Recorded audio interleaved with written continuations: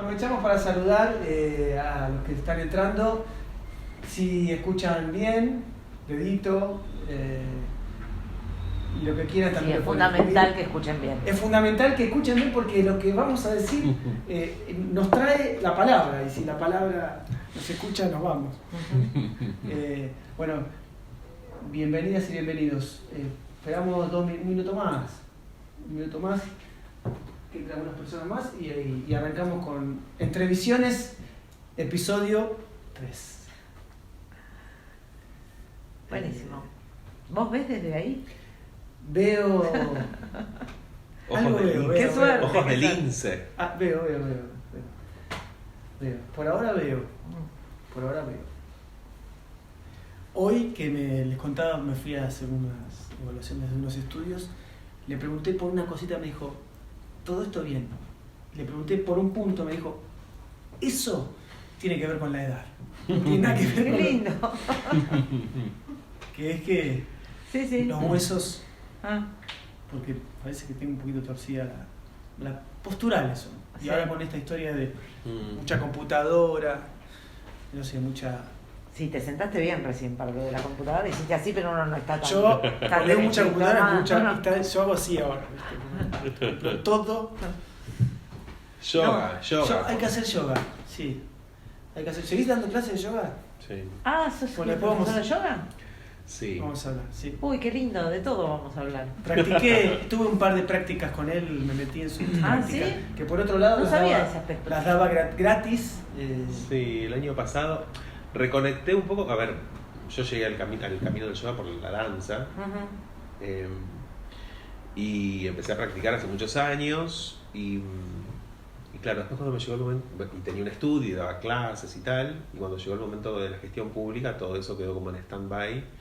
Y el año pasado, cuando empezó el confinamiento, 3 amigas mías me dijeron, por favor, danos unas clases virtuales. O sea, empezamos el día que empezó el confinamiento, el 19 de marzo. Yo dije, vamos a hacerlas por Instagram, las hacemos gratuitas para que se sume la gente que necesite. Dice que en aquel momento fue tan de cimbronazo emocional, vamos a estar encerrados cuánto tiempo. ¿Cuánto no sabíamos que iba a ser? Y estuve dando clases como 6 meses gratis por Instagram, hasta que después dije, bueno, chicos, a ver, organicémonos un poco mejor.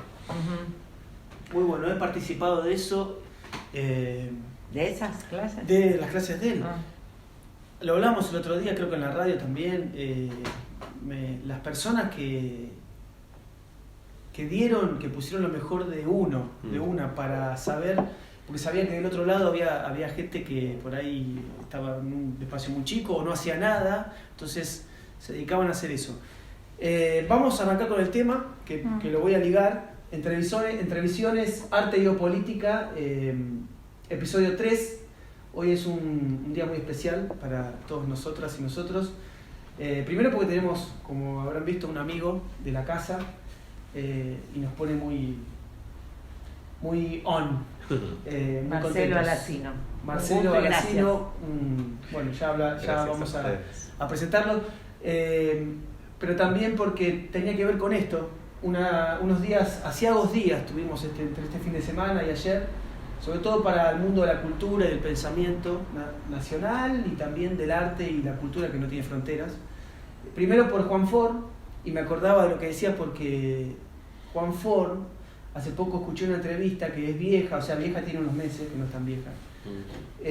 Y él decía, lo más importante que tengo ahora para hacer son los martes, ponele, y los jueves, que son los días donde mis alumnas y alumnos están del otro lado, y pienso que por ahí están en sus casas y no encerrados en departamentos chicos, ponele, decía.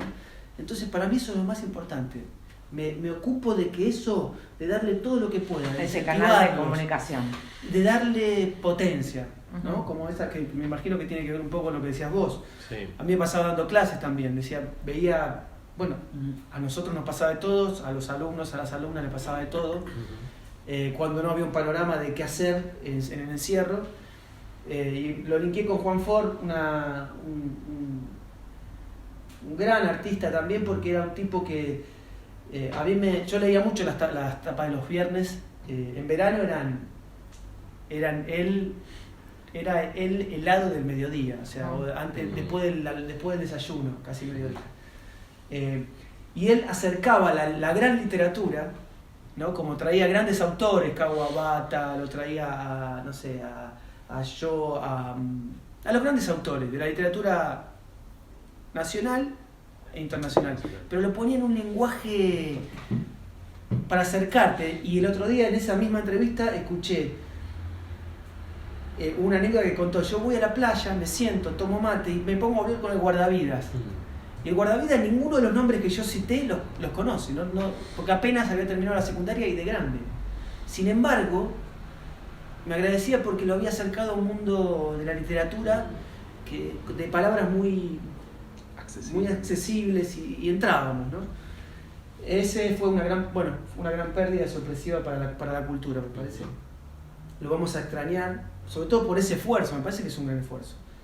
Y ayer se nos fue de viaje Horacio González también, que dicho sea de paso tiene que ver mucho con esto, con nosotros, con este programa, con esta idea, porque como recién hablábamos con Marcelo antes de arrancar y de sentarnos acá en el estudio, hablábamos que ya a Horacio le quedaba chica le apretaba la estructura universitaria. Ya los que fueron alumnas y alumnos de él sabían que no le gustaba, se salía de las estructuras, trataba de pensar un poco por afuera de las formalidades. Y después cayó en la administración pública, cayó en una biblioteca nacional donde había 0 peso, donde los eventos, salvo la última época de la década del 90, que eran la época de la pizza y el champán, digamos, los eventos culturales escaseaban. Y hablar de cultura en una biblioteca nacional era hablar en japonés, en el medio de la pampa. Y él de a poquito fue atravesando la experiencia burocrática del Estado, ¿no? Ese aparato que parece inabarcable porque enseguida uno tiene trabas administrativas. Y como escribí hoy, se hizo tan conocedor de eso, porque estuvo 10 años, que supo cómo sacarle provecho y cómo instalar la cultura, cómo abrir la biblioteca, hacerlo un faro de pensamiento, hacerlo un faro de convocatorias y de pensar la cultura otra vez, ¿no? Otra vez digo porque hablamos mucho de la palabra cultura, como decíamos el otro día. Muchas veces, en mi caso, nombro la palabra cultura y nunca sabemos bien a qué me refiero yo, a qué te referís vos. Todavía no tenemos una definición de lo que es nuestra historia y nuestra cultura. Y él era un tipo que convocaba eso. Por eso hoy lo saludamos, le dedicamos este programa. Y por último quiero decir esto: todo ese aprendizaje y esa andar como pez en el agua dentro de la estructura estatal, que por supuesto le debe haber costado y le costó algo de la salud, porque son estructuras muy rígidas, fue en beneficio de potenciar primero las herramientas, digamos, las condiciones de trabajo de los que estaban adentro. Después abrir e invitar a muchos de los artistas que estaban afuera y hacerlos parte de algo que era elitista, porque la Biblioteca Nacional es una arquitectura instalada en Recoleta, en una ciudad, en un barrio exclusivo, y muchas personas por primera vez conocieron la biblioteca a través de su gestión. Bueno, dicho esto, presentamos a Marcelo, que también tiene que ver con la gestión y también tiene que ver con esto, porque es un artista, como decía, como hablamos recién, también maestro de yoga, profe, y un montón de cosas más. No me quiero extender, pero es un gran artista y tuvo una experiencia de 4 años en la gestión, ¿no? Importante. En la gestión del instituto, sí. Claro, porque también y tuve previo a eso una experiencia de 4 años en el gobierno local de mi ciudad natal, en Rafaela, donde fui secretario de Cultura, así que tuve una gran oportunidad como de tomar contacto en primer lugar, con 2 enfoques de gobierno bien diferentes y también con escalas y con posibilidades de transformación muy distintas. Así que me siento como muy privilegiado por esa etapa que ya afortunadamente ha quedado en el pasado. ¿Sí? Porque decís ya... Sí, me costaría muchísimo volver a dedicarle mi energía a la gestión pública. Creo que hay algo ahí como Bueno, todo depende desde qué lugar uno lo asume y desde qué lugar uno encara esa tarea, que es de mucha responsabilidad y de mucho compromiso. Pero yo creo que, dada también un poco la particularidad de las estructuras y de las instituciones, lo que vos decías antes con respecto a la Biblioteca Nacional, la institucionalidad se resiste mucho a la revisión de sus estructuras. Entonces modificar algo en esos ámbitos requiere de una energía titánica que arrasa con tu salud. Yo puedo dar fe de eso. Y creo que es como mucho más valioso entrar con todo ese ímpetu, con un objetivo claro, poner toda la energía, toda la carne en el asador en ese tiempo, dejar una huella y desaparecer. Creo que eso es lo más saludable que puede pasar para las personas que se involucran en esa tarea y también para las instituciones. Es utópico pensar que pase lo contrario, es decir, que la experiencia sea como por acumulación y que lo que hiciste vos tenga que ver con lo que ya se hizo. El Instituto Nacional del Teatro es un organismo medianamente joven también, ¿no? Sí, tiene 25 años ya. Claro, pero cuarto de siglo. Es poco, pero para las artes, hablábamos siempre, para las disciplinas artísticas, que casi la mayoría no tiene un instituto como tenemos nosotros los actores y las actrices, es un montón, ¿no? Poder decir queremos producir y tenemos un Estado que dice, bueno, presentar proyectos que te evalúe. Digo, no lo tienen los escritores, lo tiene la danza en la Ciudad de Buenos Aires, pero no lo tiene a nivel nacional. Bueno, está el Instituto Nacional de la Música. Bueno, la música es joven, 5 o 6 años. Claro, se creó a partir de la experiencia del Instituto Nacional del Teatro. Yo creo que de lo que adolecemos, sobre todo en el territorio de la gestión pública vinculada a la cultura, mal denominada desde mi punto de vista. Cuando decimos cultura, pareciera que hablamos de las artes. Solamente, sí. Solamente, lo cual es un error. Sí, claro. Pero yo creo que de lo que adolecemos es de falta de análisis crítico de los resultados de las políticas que se implementan. A mí me tocó en esos 4 años que yo fui director del INT hablar en Iberoamérica sobre la experiencia argentina en relación a la gestión pública para el teatro, para las artes escénicas, en la cual Argentina es un norte, marca un rumbo. O sea, fuimos los primeros en Latinoamérica en tener un organismo de esta naturaleza, que fue un logro, una conquista de décadas de trabajo, con una asignación presupuestaria importante, con un enfoque federal, participativo, democrático. Y creo que de lo que adoleció y sigue adoleciendo el instituto es de una falta de evaluación, pero que es algo que ocurre en el Estado en general, ¿no? Como después de que se implementan las políticas hay que hacer una evaluación de eso. ¿Qué lograste? O sea, ¿qué transformaste? Y yo creo que eso es a lo que se resisten las instituciones, porque obviamente hace falta, una autocrítica, ¿no? Poder señalar lo que no está bien, y en general desde el Estado siempre se tiende como a mostrar lo que está bien y lo demás. Sí, lo que pasa es que también ¿no? Me parece que porque esto también tiene que ver con la naturaleza humana, o no sé si tiene que ver con la idiosincrasia argentina, no sé, pero también es como un juicio sobre las cosas. Yo creo que nosotros tendríamos que corrernos un poco de ser siempre jueces de las cosas, sí, de los demás, sí, de las acciones de los demás, tratar de entender que ese accionar, esa gestión llevada adelante, yo creo que todo tiene que ver con la confianza. Yo creo que los argentinos tenemos que aprender de una vez por todas.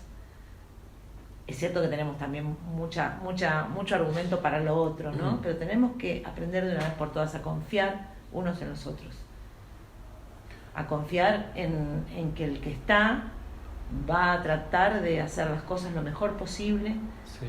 Y tiene que ser apoyado por los demás, porque vos podés tener las mejores intenciones del mundo, pero si no tenés un voto de confianza de la gente, de las personas que tienen que ver con ese universo, se hace muchísimo más difícil. Y esto que decías al principio de todo, que tenía que ver con la salud, ¿no? Cómo se resiente la salud de una persona que está trabajando en determinada gestión, me parece que si fuéramos más amables unos con otros, si fuéramos más empáticos, si fuéramos más piadosos también, sí.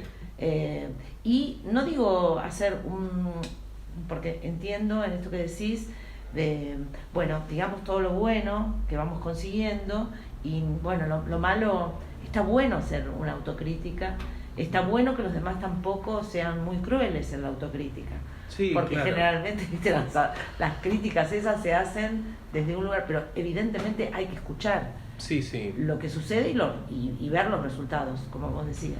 Sí, a ver, vos señalaste algo que tiene que ver con la naturaleza humana, que obviamente lo que hace es complejizar cualquier situación y cualquier análisis que podamos hacer, porque somos de una naturaleza muy compleja. Entonces digo, cuando vos hablas de la confianza necesaria, por supuesto que es necesario un voto de confianza de quienes van a ser los actores con los que uno va a cogestionar esta participación en la esfera pública.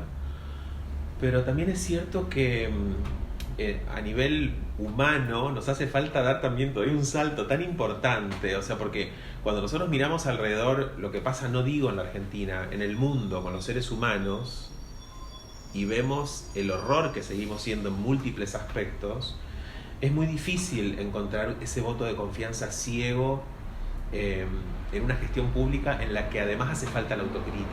Yo cuando digo tipo como hacer un análisis y una evaluación, no me refiero como a señalar con el dedo hiciste mal esto. Lo que le falta a nuestro Estado, y a esto me refiero, digo, en la escala local, provincial, nacional, también en los programas internacionales. Yo fui presidente del programa Iberescena. Lo que hace falta es poder evaluar las políticas que uno implementa. Y eso es un déficit, es un problema que tenemos. Para mí siempre fue muy importante en esos 8 años de gestión, en los 4 en mi ciudad y en los 4 en el instituto, trazar una bitácora de trabajo, decir, bueno, vamos a ir hacia este rumbo, estos son nuestros ejes de trabajo, nuestros objetivos, y al final de cada año hacer una evaluación de qué logramos de eso que dijimos que íbamos a hacer. Y a ver, es algo a mí, mis colegas, mis compañeros de gabinete en Rafaela y mis compañeros de consejo de dirección en el instituto me miraban como un bicho raro, porque no es lo habitual. Y con esto no quiero tampoco tirarme flores, digo, puedo haber mandado muchísimas macanas también, pero me parece que es un ejercicio al que no estamos habituados y hace falta como una maduración en relación a la tarea pública, que es algo pendiente y que está sobre la mesa, ¿viste? Como, no sé, pienso en las políticas que se implementaron con la pandemia, en Iberescena o en el Ministerio de Cultura de la Nación, o en el Instituto, o en el gobierno de la Ciudad de Buenos Aires a través del Ministerio de Cultura. Tiran unas políticas, nos enteramos después de qué produjeron esas políticas. En general no, y con esto no estoy diciendo que hayan sido malas ni tampoco buenas, no lo sabemos. El impacto, Claro. Hay algo, ¿no? que aparece aquí, ¿no? Confianza y evaluación. Es decir, es muy difícil que un organismo se autoevalúe, precisamente porque tiende a la glorificación de lo que hace, no quiere mostrar campos débiles, etc. Entonces, está faltando un comité de notables de evaluación que no pertenezca al Estado. Claro. Que pueda llegar a evaluar de una manera lo más objetiva posible y que sea reconocido por la colonia artística, que sea reconocido por los artistas, que tenga, por ejemplo, personajes importantes que puedan tener una mirada prístina sobre lo que están haciendo, sobre la obra, no sobre los personajes que la llevaron adelante. Claro. Entonces, hay algo en tu historia que es un escalón intermedio de llegar al Estado, ¿no? Un escalón que tiene que ver con la sociedad civil, que no pertenece al Estado, digamos, decididamente, y que me parece que es el escalón que hay que reforzar ante el Estado. Esa sería una verdadera democratización. Absolutamente, sí.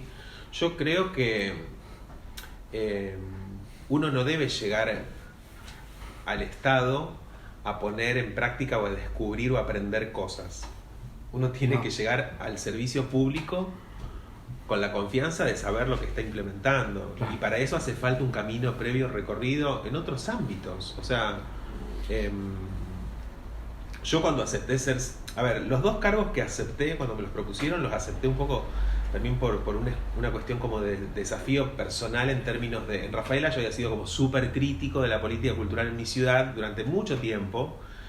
Y lo hice como desde el trabajo concreto de llevar adelante una asociación civil sin fines de lucro, donde laburábamos sin ganar un mango, creando una sala teatral que después se transformó en un espacio de referencia, con un grupo de teatro que producíamos una obra cada año. O sea, laburamos durante 20 años previo a que yo acepte ese puesto. Y lo acepté porque, o sea, cuando me lo propusieron dije, bueno, a ver, me la pasé criticando tanto. Esto, a ver, compromiso, hermano, hay que ponerle el cuerpo, dale, a ponerle el cuerpo. Pero creo que hace falta hacer un ejercicio previo a la llegada al Estado, porque, como decía antes, no se puede llegar al Estado a aprender a hacer algo. A experimentar. Lo que pasa es que difícilmente alguien llegue a aprender en ese lugar. Generalmente los que son elegidos para desarrollar determinados cargos o llevar adelante de alguna manera tienen un backup, tienen una de alguna manera, sí, de alguna manera. No es o sea, a vos te pasó que te ofrecieron lo de Rafaela teniendo toda esa trayectoria de crítica, laburo, acción en conjunto con otros compañeros y compañeras, y bueno, pudiste hacer eso y lo aceptaste porque tenías ese trabajo hecho atrás. Entonces, yo no creo mucho yo creo que nadie nace sabiendo nada. O sea, uno llega, bueno, no nace siendo un gestor de nada, vas aprendiendo. Por eso las experiencias personales, esto que decía Ale, seguramente tus experiencias como artista y generador de proyectos hicieron que, porque aparte lo contaste en un programa de radio que tenemos que se llama No Tan Distintos, que te llevó a decir no puedo hacer, ¿qué hago cuando no puedo generar? ¿Cómo intervengo en cierta parte del Estado, ¿no? Donde nosotros como creadores también tenemos el derecho de decir, bueno, que venga un poco repartan un poco la torta para la parte cultural y lo artístico como una pata de la cultura. Vos hablas de confianza, de falta de evaluación, y yo pensaba, se puede, digamos, ¿crees que es posible tomar experiencias anteriores y pensar en el futuro, convocando y escuchando? Porque decías, hay que llegar con una experiencia, pero con el solo hecho de tener la voluntad de mirar el mapa, mirar lo que se hizo, las cosas que se hicieron, no hay evaluaciones, pero tenemos registro de que se hizo tal programa federal, tal cosa que funcionó, tal situación que hicieron unos teatristas perdidos, en el caso del teatro, o en el caso de cualquier otras artes, otras, los músicos. No hay también en esa idea de la idea del servicio público una idea de armar con los que tienen historia y con los que tienen ganas, los nuevos que no tuvieron posibilidades. ¿No hay algo de eso que también falta? Y que creo, porque vos nombraste la palabra confianza, que creo que uno puede empezar a escuchar a otros que incluso sean mejores que uno.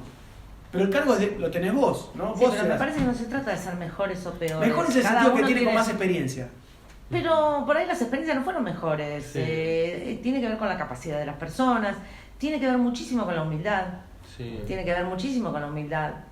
Yo no creo que haya que considerar mejores a los demás, sino que lo que uno puede aportar, que puede estar bueno, es un poquito dentro, porque justamente de lo colectivo se trata de eso. Sí. Uno se nutre del pensamiento de los demás, de los otros, y es eso lo que nos cuesta, me parece a mí, de alguna manera poner en juego. A ver cómo hacemos para resolver un tema donde podemos pensar de manera distinta Claro, y por suerte podemos pensar de manera distinta, porque a mí me ha pasado que lo que yo escucho a veces digo, sí, ¿sabés qué? Yo tengo algo en mi cabeza de ese pensamiento, pero no lo pude desarrollar yo sola. Y vos y lo que viviste, que va en el mismo sentido de lo que yo quiero, de lo que a mí me gustaría, eso que yo escucho de vos me aporta un montón. Vamos por eso. Es una sumatoria de experiencias y voluntades. Nadie es el salvador de nada. No, pero lo que vos decís también, digo, estás dando de nuevo en el clavo antes de decir lo de la confianza, ahora que mencionás esto de tener esa apertura mental de aceptar la diferencia, no es algo que ocurre en las instituciones. Claro. Lamentablemente, yo lo digo a partir de mi experiencia personal, claro, ¿no? Claro. En general el pensamiento divergente es el que se intenta excluir porque, digo, hay una especie como de protección que se generan algunas personas que tienen miedo a poner en discusión sus ideas. Claro. Digo, porque también tenemos que aceptar eso. Digo, cada uno somos muy diferentes entre sí y hay personas que están más abiertas a escuchar al otro y a construir colectivamente, y hay otras personas que ven en eso una amenaza. Entonces, cuando las instituciones están muy integradas por personas que padecen ese miedo, no están muy abiertas al pensamiento divergente. En general, lo que ocurre es que vos pensás, hay 20 que piensan de un modo, vienen 2 que piensan de otro modo, lo que tiende a generar la manada es a excluir esos 2. Y yo creo que eso tiene que ver con una cuestión de evolución de la especie. O sea, nosotros tenemos la capacidad de entender que en la mirada diferente del otro yo me enriquezco, me transformo y bueno, puedo ver el mundo de otra forma. Pero esa capacidad no la desarrollamos todos del mismo modo, ¿no? Entonces, eso creo que afecta a las instituciones. Por eso para mí es tan importante el ejercicio que te permite hacer el aprendizaje colectivo en los espacios no institucionalizados, como más abiertos, más democráticos, más libres. ¿Por qué yo amo hacer teatro? Porque es una experiencia colectiva en la que me voy a juntar con 10 personas con las que coincidimos en algunas cosas, esperamos que en muchas, porque para hacer un espectáculo que esté bueno tenemos que coincidir bastante, y con otras con las que no vamos a coincidir en otras, pero en ese aprendizaje de convivir y de lograr algo con esa diversidad de miradas, yo siento que pude ser mejor persona de lo que era cuando era un adolescente. Ahora, un joven. lo que es claro es que tiene que haber un objetivo. Claro. Tiene que haber un objetivo en común más allá, y Sí. tiene que haber también alguien o alguienes que de alguna manera lleven adelante la dirección, digamos, Sí.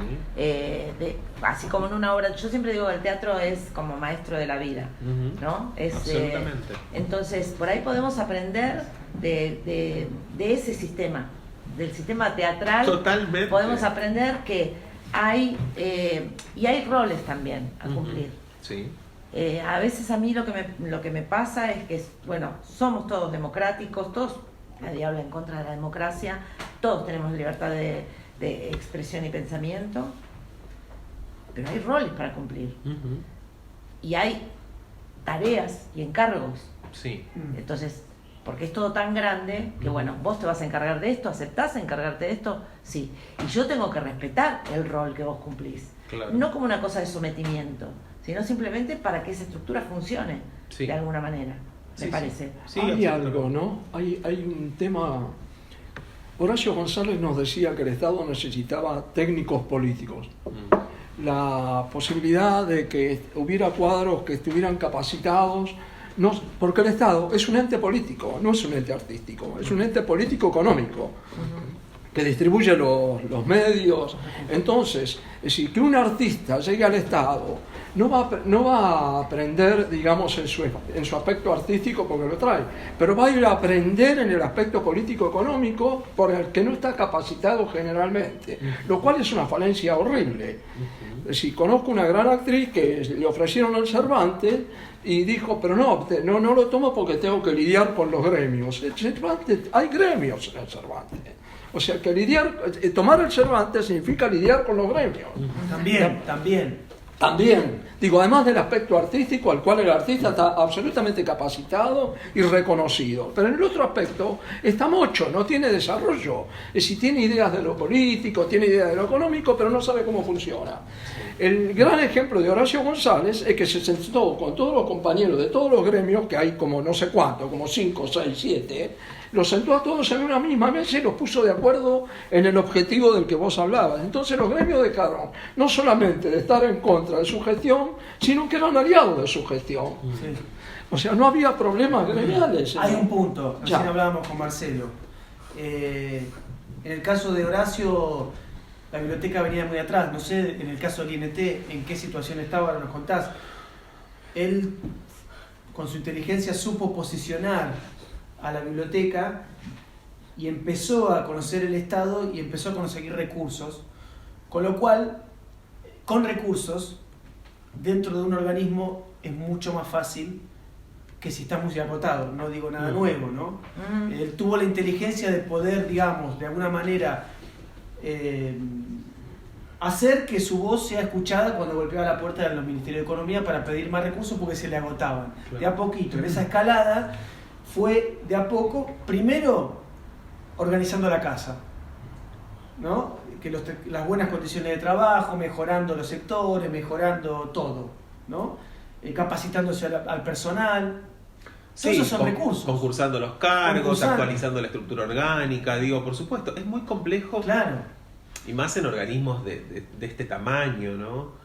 En el caso del instituto, el tema de los recursos, gracias a la Ley Nacional de Teatro, no es un problema porque están garantizados. Claro. El instituto es un organismo descentralizado, autárquico, tiene independencia. O sea, después tenés que lograr que economía te transfiera la guita que te corresponde y es toda una lucha, ya lo sabemos. Pero los recursos están garantizados. Pero si vos arrancás el año con una inflación, te dan el recurso, llegaste a septiembre con una inflación, esos pesos... Sí, yo lo que digo es que en el caso del instituto el tema de los recursos no era un problema. No era un problema. Y sin embargo, mirá cómo el tema de los recursos, o sea, los recursos están garantizados y sin embargo la estructura, digo... Cruje. Hace un ruido. Digo, entonces... Pero porque no es solamente una cuestión de dinero. Exactamente. Claro. Es una cuestión de la visión que uno tiene del rol del servicio público. O sea, a mí las personas, ponele, que se jactan de estar en, digamos, como por ejemplo en el instituto había personas que hacía 20 años que pasaban de un puestos que se concursaban, ¿no? De un puesto al otro, del otro al otro, del otro al otro. Y así había como un grupo de 20 tipos que estaban incrustados en la institución desde hacía 20 años. Ese es un problema. Digo, yo cuando lo dije, por supuesto, en el instituto, si me está escuchando alguno de mis... Te ganaste a algunos amigos. Me detestan. Pero los que forman parte de esa lo que pasa es que uno me detestan, lo que pasa es que uno tiene ese margen. Pero mirá lo que pasaba, por ejemplo, con la estructura del equipo de empleados del instituto. Ellos estaban felices con que nosotros trajéramos esta bocanada de aire fresco, decir, che, hace falta abrir el juego. Pero insisto en que es una cuestión de desde donde uno humanamente se posiciona. En general, esas personas, viste, tipo, llegan al Estado, puedo hablar, digo, como de ejemplos concretísimos que yo conocía, llegan al Estado habiendo dirigido 2 obras de teatro, viste, dieron un taller, ganaron el concurso porque están justo en una provincia en la que hay 2 que concursaban, ganó ese, viste, se agarran de ese asiento con un miedo, porque cuando los corres de ahí, ellos se deben preguntar, ¿qué hago ahora? Claro. Entonces, bueno, es muy complejo. Es muy complejo. Estamos hablando con Marcelo Alacino. Quiero aprovechar para agradecer a Caro y a Teo, nuestros productores detrás de varias cámaras que tenemos. No sabemos a cuál mirar. Estamos bien de tiempo, ¿no? Bien. Vos, bueno. Marcelo, recién hablabas de las provincias. Sí. ¿Crees que Argentina tiene en términos de políticas, en tu experiencia, en términos del desarrollo de políticas, un grado importante de federalismo en el momento de distribuir? Sí, pero creo que eso tiene que ver también con que hay una fuerza creadora que alimenta esa política. O sea, cuando Cuando la Ley Nacional del Teatro se sancionó en el año 97, desde hacía décadas, en casi todas las provincias de la Argentina, se hacía un teatro muy apasionado, con gente que tiraba, o sea, con una fuerza de la actividad y le daba sentido y le daba espacios de creación, de circulación. O sea, cuando yo empecé a hacer teatro en Rafaela, que es una ciudad que tiene 100.000 habitantes, Rafaela tenía una historia con instituciones que hacía 50 años que hacían teatro. Y eso se replica en todo el país. Eso se replica en todo el país. Es maravilloso. Yo, gracias al instituto, es algo que tengo que agradecer enormemente, pude recorrer todo el país y ver de cerca a compañías, bueno, muchas que yo ya había invitado al Festival de Rafaela, que habían venido a nuestra sala y demás, pero después de conocer experiencias, viste, de lugares remotos, en los que hay gente, pero con una formación, con un entrenamiento. Experiencia. Porque, Alejandra, nosotros hace poco hablábamos, en una de las reuniones que tuvimos, en función de hablar un poco de trabajo sobre cómo está la actividad con algunas personas de algunas provincias, y a mí lo que me llega, o lo que es, como a grosso modo rescato, es que las políticas públicas, no solamente del instituto, pero también del instituto, no terminan de llegar al interior de las provincias, no quiero decir a las ciudades, porque también hay como un centralismo dentro de las provincias, ¿no? Como claro, que los recursos no se distribuyen de las ciudades a las periferias. Digo, a mí me mirás con esa cara, pero... No, yo te miro con decirme, una cara, la cara que tengo. A mí no, podés decirme, a mí no me metas. No, meteme no me voy a enojar. y veo qué hago con lo que... ¿Qué? No, digo, porque escucho quejas de que hay una falta de federalismo. Es que, bueno, vuelvo a repetir lo mismo que repetí el nuestro, no es un país federal. Pretende serlo, hay mucha gente que trabaja para que eso suceda, pero yo parto de lo básico. Si vos no podés, como ciudadano de cualquier lugar de la República Argentina, recorrer de una manera, no quiero decir barata, sino accesible, tu país, y solo se puede amar lo que uno conoce, si uno no tiene contacto con esto que nosotros nos llenamos la boca diciendo que es un país con tantos climas, con tantas bellezas naturales, si vos como ciudadano argentino no podés irte a las cataratas del Iguazú para conocer las cataratas, vas a decir, uy, qué linda, por la referencia de los turistas yanquis que vienen y dicen, pero no por una experiencia. No te enojes conmigo. No, yo no te me decía enojo, vos no soy intensa, no me enojo por nada, he aprendido en la vida a desenojarme. Vos lo decís por los trenes, ¿no? No, yo lo digo porque mientras en la República Argentina no haya una estructura de movilidad, que son los trenes, indudablemente son los trenes, que eso lo devastaron, lo sacaron, lo hicieron nada, pueblos enteros que desaparecieron porque le sacaron la llegada del tren, mientras en la República Argentina no haya una red ferroviaria importante para que los propios argentinos podamos recorrer, conocer nuestro país y amarlo, pero no amarlo en teoría, amarlo y defenderlo. No, todo lo demás que hagamos, puede haber organismos que sean federales y el INT, que de hecho lo hace, y todos pretendemos eso, o muchos pretendemos eso, pero no va a existir hasta que no se tomen algunas medidas que son estructuralmente fundamentales. Hay algo que quiero decir que tiene que ver con lo anterior respecto de la evaluación. Es decir, el sistema político de la Argentina permite que el pueblo en general cada 4 años evalúe la acción de gobierno. Los entes descentralizados, el instituto, etcétera, es decir, no tienen un censo de la población teatral de la Argentina, lo tiene. Sí. Bien, ¿no podría ese censo evaluar saldría de lo bien y mal, diríamos, cuáles son las falencias de la gestión, dónde no funcionó, etcétera, incluso para alimento estadístico de la propia dirección, donde la dirección pudiera corregir el rumbo.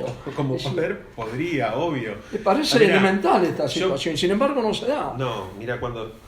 Marcelo, contesta esto, porque ella nombró las cataratas, la red federal y los paisajes. Sí. Después de la reflexión con Rubén, contanos qué pensás de esa. No, a ver, sí, o sea, podría, por supuesto, pero también el tema es si se quiere hacer o no. Yo cuando yo empecé, en el primer año de mi gestión, yo dije, por favor, vamos a hacer unos foros participativos en todas las regiones, donde vamos a convocar a toda la comunidad teatral para reflexionar sobre las políticas que el instituto implementó. En los 4 años que pasaron no logré que los representantes de las regiones me acompañaran para hacerlo. Logramos hacer uno a la fuerza cuando terminaba mi gestión, que lo hicimos aquí en Región Centro. No se hizo más en ningún lado. Entonces también tiene que estar la voluntad política de generar esa reflexión. Yo digo, coincido totalmente con respecto a lo que decís, pero creo que comparándolo con las realidades, y esto sí lo digo desde el punto de vista más como del hacer teatral, comparando nuestra realidad argentina con la de otros países de Latinoamérica, yo quisiera como sumar una mirada como un poco más a favor de ese federalismo del cual nosotros nos jactamos y que creo que en lo empírico se concreta. O sea, en la Argentina vos vas a Jujuy, vas a Chubut, vas a Misiones, y no solamente en las capitales de las provincias, en el interior te vas a encontrar con salas independientes, con gente laburando, produciendo, generando, acompañada por el instituto o sin la compañía del instituto. Y eso es algo que, por ejemplo, en Chile, en Uruguay, digo, por hablar solo del Cono Sur, es muy distinta la realidad. En Chile y en Uruguay, digo, la concentración en la capital, en Santiago de Chile y Montevideo, es tremendamente diferente a nuestro panorama. Por eso ellos miran con tan buenos ojos la experiencia argentina en términos de distribución federal. Y sí, digo, por supuesto que hacen falta políticas que habiliten la circulación, el recorrido, el conocer nuestra tierra, nuestras diversas culturas, nuestro pasado, digo, es absolutamente necesario, pero creo que nosotros tenemos una conformación federal que quizás en la teoría funciona mucho mejor que en la práctica, pero que es muy, muy notoria la diferencia con otros países de Latinoamérica. Vos hablaste, ya para ir un poco encaminándonos al cierre, gracias, aprovechamos para saludar y agradecer a quienes están a vivo con nosotras y nosotros. Hablaste recién de las experiencias de toda la Argentina que te tocó conocer, pero ¿no crees que también hay en el caso de los actores y actrices, no hay una discusión que dar en función de lo que es el trabajo? Porque porque en la mayoría de las provincias o hay una o dos, o hay muy poquitas salas o muy poquitas cooperativas. Y la mayoría del trabajo, cuando lo hay, tiene que ver con el Estado. Y siempre es o temporario, o si tenés la suerte de que en tu provincia o en tu ciudad tenés una comedia estable, tenés la suerte de que si es rotativa y si es democrática, te podés postular. Y si es fija, anda a cantarle. Digo, ¿no crees que hay que pensar también eso? Porque, por un lado, motorizar las cooperativas, pero por otro lado también pensar qué relación puede darle el Estado en cada uno de los puntos a esos que están produciendo obra. Y te lo amplío a cualquier disciplina, ¿no? Bueno, a mí me es muy difícil correrme de las artes escénicas porque es de lo que puedo hablar con más propiedad y conocimiento, pero yo creo que hay una cuestión también cultural muy potente que está asociada a esa mirada como logocéntrica en la que para nosotros el teatro sigue siendo las paredes y el texto, ¿no? O sea, como lo entendían los griegos, nosotros lo arrastramos todavía desde hace miles de años, y para nosotros el teatro es eso, las salas, la arquitectura, la literatura teatral, por alguna razón, digo, los organismos que mayor diálogo tienen y más logran en términos de acompañamiento financiero son siempre las entidades que representan a la sala y a Argentores. En ese sentido, yo creo que los creadores y los intérpretes corremos con desventaja, pero es una cuestión cultural, como de entender por dónde pasa la cosa, a qué denominamos teatro. Y es una discusión que a mí, sobre todo en la pandemia, me motivó mucho como a seguir reflexionando y discutiendo, sobre todo cuando nosotros tomamos un poco ahí la punta de empezar a generar en una plataforma algo que nosotros creíamos que es teatro virtual, mediado por la pantalla, pero que tiene la misma particularidad que ese encuentro, pero bueno, con cuestiones muy puntuales que podríamos precisar en otra charla. Pero reflexionar sobre qué es teatro me parece que nos lleva a aquel origen en el que el teatro es, ¿no?, el anfiteatro y Aristóteles en la poética. Y que tenemos muchos al aire libre en Argentina descuidados, muchos anfiteatros. Pero por eso, las políticas públicas en general, digo, salgan a ver y que lo necesitan y lo merecen, y es absolutamente como fundamental sostener las salas, los espacios, pero salgamos a medir en términos de acompañamiento financiero cuánto recibieron las salas y cuánto recibieron artistas, que yo conozco que los artistas solidarios les están llevando las verduras a la casa para que coman, porque no tienen para comer. Entonces, sí, me parece que es bastante más complejo que eso. Sí. Eso mismo, digo, No digo, intento simplificarlo, pero digo como... No, yo acuerdo absolutamente con vos. Creo que las políticas son para las personas, para proteger a las personas, para ayudar a las personas, para equilibrar un poco el gran abismo que hay en esto que hemos construido. Las luchas son para eso, para tratar de sobrellevar de alguna manera las injusticias que el mismo sistema propone. Es cierto lo que vos decís. Lo que pasa es que me parece que justamente las políticas culturales tendrían que tener como prioridad, más que las paredes, las personas, los creadores. Hay una cosa muy hermosa que una vez leí que escribió Tito Cosa sobre Ulises Dumont, que decía que los actores son los que están en la fiesta y todos los demás miran desde la cocina. Bueno, a esos que están en la fiesta, que a veces que para estar en la fiesta tenés que estar bien vestido y tenés que tener los dientes, la dentadura completa, porque si no sos objeto de todas las burlas y de todos los escarnios, que tenés que tener buena salud, que tenés que tener algún resguardo, que por ahí muchas veces dedicaste toda tu vida a eso y llegas a viejito sin tener ningún tipo, no sé si de reconocimiento. A mí no me interesa tanto el reconocimiento público de lo que, sino la protección que necesita cualquier anciano en ese momento de su vida, ¿no?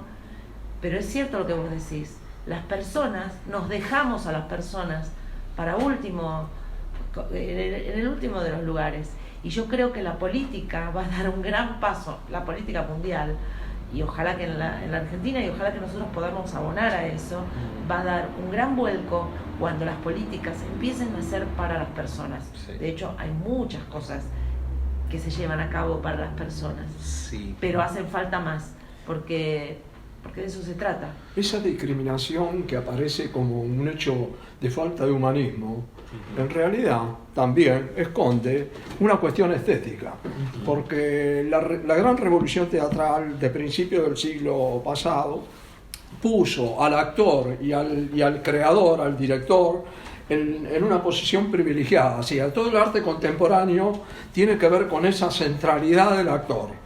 Entonces, de pronto, elegir seguir en un formato antiguo es reaccionario respecto estéticamente de esta novedad, donde el actor se erige como no solamente central, como lo central del teatro, sino como el teatro mismo, donde hay formas teatrales donde solo está el actor. Claro. Por ejemplo, entonces el actor, es decir, la persona de la que hablamos, el actor, los técnicos, los que sostienen el espectáculo, los creadores, están en un lugar distinto a como estaban en el pasado.